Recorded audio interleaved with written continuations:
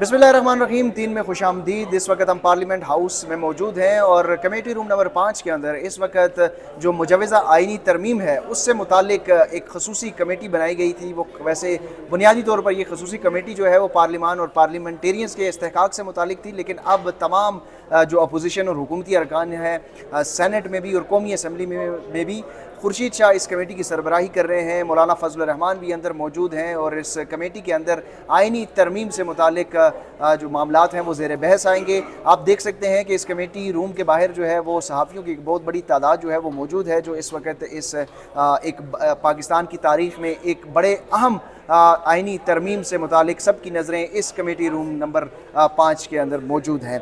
मेरे साथ मौजूद हैं सनाउल्लाह खान साहब, डॉन न्यूज़ के सीनियर कॉरेस्पॉन्डेंट हैं। सनाउल्लाह साहब, बहुत शुक्रिया आपने वक्त दिया। सबसे पहले तो ये बताएं कि आइनी तरमीम के मुसवदे से मुतालिक अभी तक शकूक व शबाहत हैं, मुख्तलिफ़ ख़बरें जो हैं वो ज़ेर गर्दिश हैं और मुख्तलिफ़ किस्म की चीज़ें जो हैं वो बाज़गश इस्लामाबाद के अंदर आपको पता है कि कॉन्स्पायरेसी थ्योरीज़ भी जो हैं वो गर्म हो जाती हैं। अपोजिशन को अभी तक मुसवदा क्यों नहीं दिखाया गया और उस मुसवदे के अंदर ऐसी क्या चीज़ है?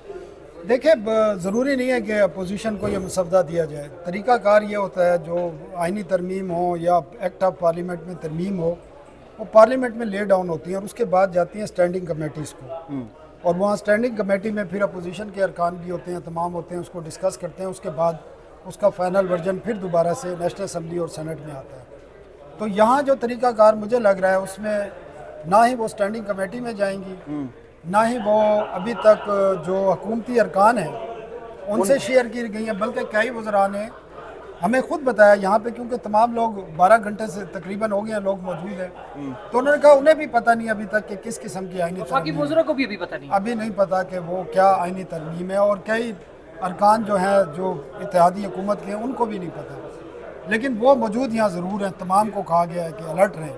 सर, ये किसके हुक्म पे इस तरह इतने एक्टिव हैं? आइनी तरमीम का मुसवदा भी ये उन्हीं के हुक्म है जो पीटीआई के दौर में जो हुक्म आते थे, और यहाँ पे सेनेट के जो चेयरमैन के इलेक्शन हो रहे थे, तो वो 30-32 अरकान वाले चेयरमैन सेनेट बन गए और 65 वाले हार गए थे। तो वही कैरेक्टर बदल गए और तरीक़ाकार उसी तरह का है।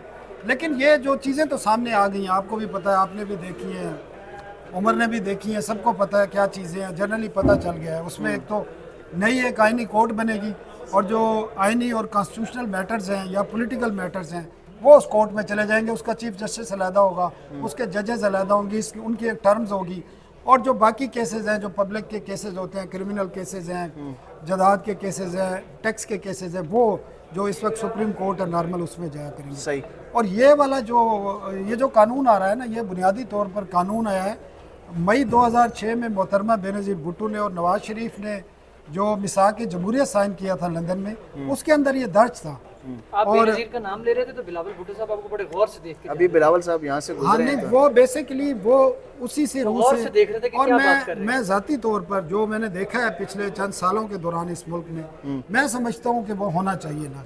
वो जो मिसाक जमहूरियत का चार्टर ऑफ डेमोक्रेसी में जो बात थी कि आइनी कोर्ट्स अलहदा होनी चाहिए। सही। इसके ऊपर तो मेरे ख्याल से मौलाना साहब भी एग्री हैं, सब एग्री हैं, उस पर होना भी चाहिए। क्योंकि देखिए आप, अच्छा, डेडलॉक सर कहाँ पर है? मुल्क अब जब आप जजेस को पॉलिटिसाइज हो जाएंगे तो फिर आप किस तरह ये मुल्क चलेगा? ठीक है ना। आप देख लेना, आप पंजाब हुकूमत का जो सुप्रीम कोर्ट का फैसला था हमजा शहबाज वाली 63A की तशरीह, 63A में कहीं नहीं लिखा कि वोट काउंट नहीं होगा। ठीक है, वहीं से खराबी शुरू हुई। एक नई तशरीह जो है सुप्रीम कोर्ट नहीं कर सकता, उसमें बड़ा वाज़ेह लिखा हुआ है कि डी सीट हो जाएगा, तो वो डी सीट करने की बजाय उन्होंने वोट काउंट नहीं किया। ये ऐसा ही था कि जुर्म जो है वो हुआ ही नहीं है, और उससे पहले जो है बिल्कुल ये बातें जो है ना, ये हमारी अदलिया का काम नहीं है ये बातें करना। अदलिया का काम है कानून और आइन के मुताबिक डिसीजन देना, किसी भी पार्टी पे वो इफेक्ट है, उससे कोई फर्क नहीं। सर, डेडलॉक कहाँ पर है इस वक्त? हुकूमत और जो मौलाना फजल रहमान अपोजिशन को जो लीड कर रहे हैं इस वक्त नजर आ रहे हैं, तो उनके दरमियान डेडलॉक किस मामले के ऊपर है? मेरे ख्याल में डेडलॉक में मौलाना को शामिल करने के बावजूद भी तादाद पूरी नहीं है। अच्छा, 1-2 सेनेट के अरकान का मसला है, BNP मैंगल और बाकी लोग। लेकिन जो मेरी PTI के कुछ अरकान से बात हुई है, वो कहते हैं हमारे 12 अरकान लापता है नेशनल असम्बली जी।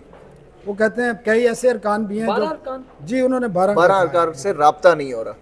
दावड़कुंडी साहब ने मुझे बताया, एक दो और ने बताया, ऐसे राब्ता ही नहीं हो रहा, और उसमें बाज लोग ऐसे हैं जिनसे 1 महीने से राब्ता नहीं हो रहा। تو پلاننگ بڑی لمبی ہے, یہ نہیں ہے کہ آج کی پلاننگ ہے.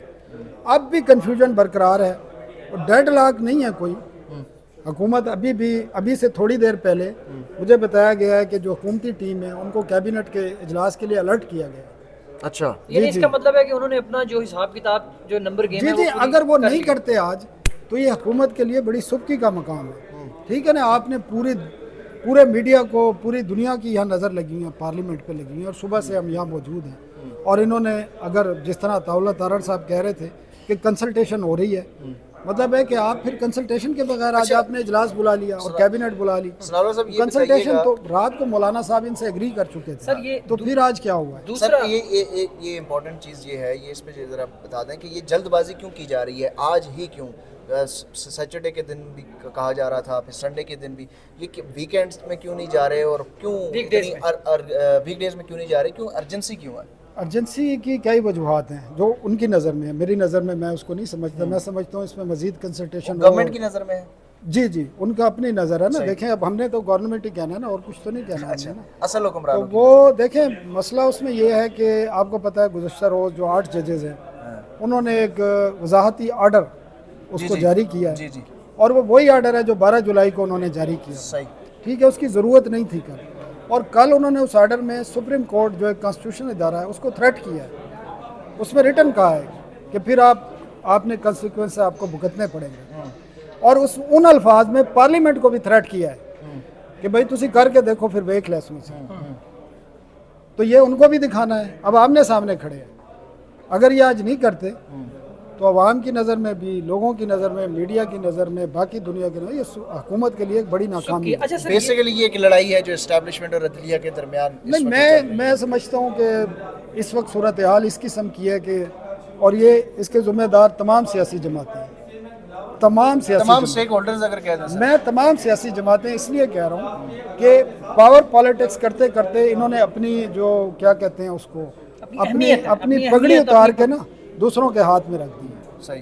سب نے رکھی ہے سر. میاں صاحب یہ پی ٹی آئی نے بھی رکھی تھی, انہوں نے بھی رکھی ہے, اور اس سے پہلے بھی جماعتیں رکھتی رہی. سر دیکھیں جب یہ خبر آئی نا کہ میاں نواز شریف صاحب مولانا فضل الرحمان کے گھر جا رہے ہیں, تو اس کے بعد یہاں پر یہ ایک عام تاثر یہ گیا کہ اب میاں صاحب مولانا صاحب کے گھر جائیں گے اور مولانا صاحب کے گھر جا کے ان کو شکریہ ادا کر کر پارلیمنٹ لیں گے. لیکن یہ خبر چلنے کے تھوڑی دیر بعد مولانا غفور حیدری صاحب نے باقاعدہ باہر آ کر پریس کانفرنس کی, اور انہوں نے کہا جی ہمیں ڈرافٹ نہیں ملا. تو مجھے یہ فیل ہوا, اور میں نے یہ ٹویٹ بھی کیا کہ یہ ایسا محسوس ہو رہا ہے کہ یہ باقاعدہ انکار کیا ہے کہ میاں صاحب تانوں آنے کی ضرورت نہیں ہے, آنا ہے تو ڈرافٹ لے کے آؤ. لیکن اب مولانا صاحب یہاں خود پہنچے. ان سے میں جب سوال پوچھا کہ مولانا صاحب آپ یہاں پر آئے ہیں, اپوزیشن کا ساتھ دیں گے, گورنمنٹ کی حمایت کریں گے, تو انہوں نے کہا جی میں اپنا موقف لے کر آیا ہوں اور کمیٹی میں بیٹھوں گا, وہ اس کا بہترین فورم ہے, میں وہاں بیٹھ کر بتاؤں گا. تو اگر میاں صاحب کا وہاں جو جانے کا پروگرام کینسل ہوا, آپ کو نہیں لگتا کہ اس سے کہیں نہ کہیں حکومت کو, تو آپ کو کسی نے, آپ بھی سارا دن کوریج کر رہے ہیں, آپ کو کسی نے تصدیق کی تھی کہ میاں صاحب جا رہے ہیں؟ نہیں, یہ تصدیق اس پر عطا تارڑ نے بھی یہ بات کی, انہوں نے کہا جی یہ تو ابھی چانس ہے, جائیں گے یا نہیں جائیں گے. یہ اس قسم کی صورتحال میں ایسے ہی ہوتا ہے.